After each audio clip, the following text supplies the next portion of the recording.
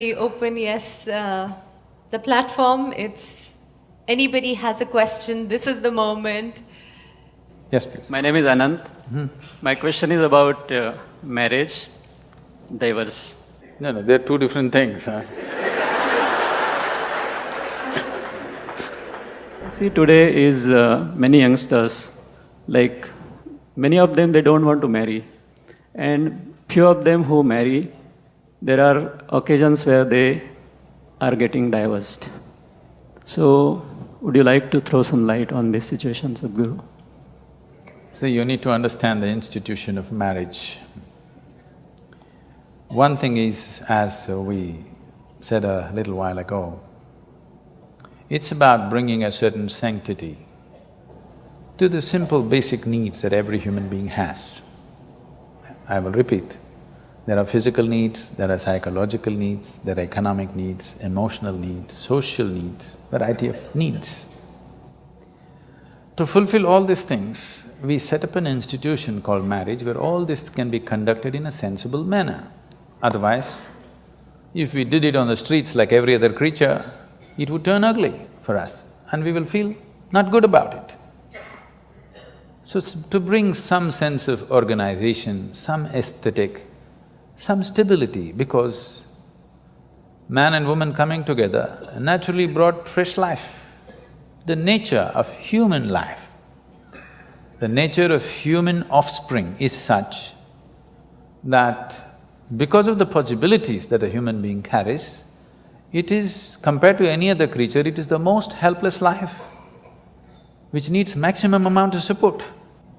You could leave a puppy on the street, as long as he gets food, he grows up into a good dog, no problem.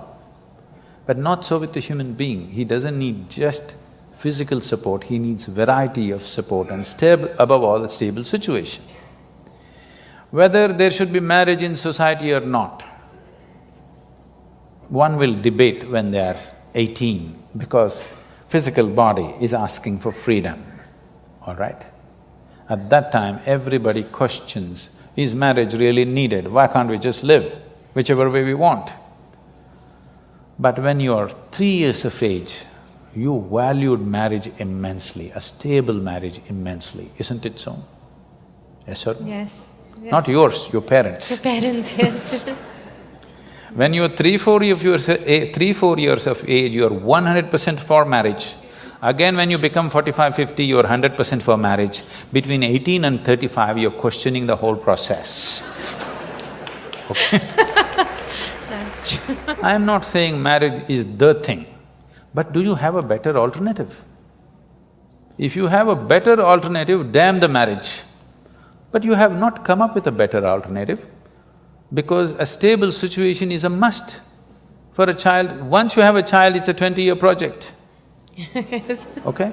That is if they do well. If they don't do well, it's a lifelong project.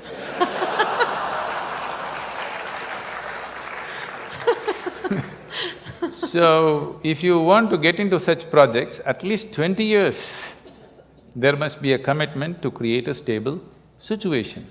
Your whims and fancies will change, your emotions will change. If that is what it is, don't get into such situations.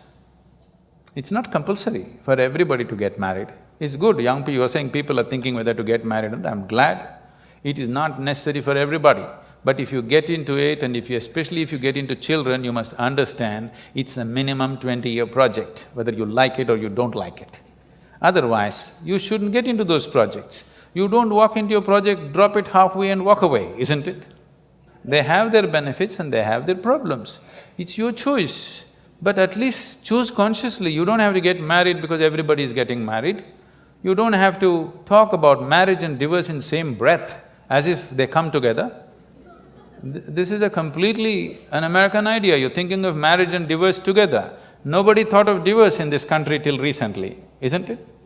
Why should you ever talk about marriage and divorce in one breath?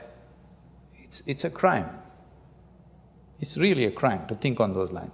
But if it so happens, something truly went wrong between two people and they have to separate, that will anyway inevitably happen. You don't have to plan it at the time of wedding.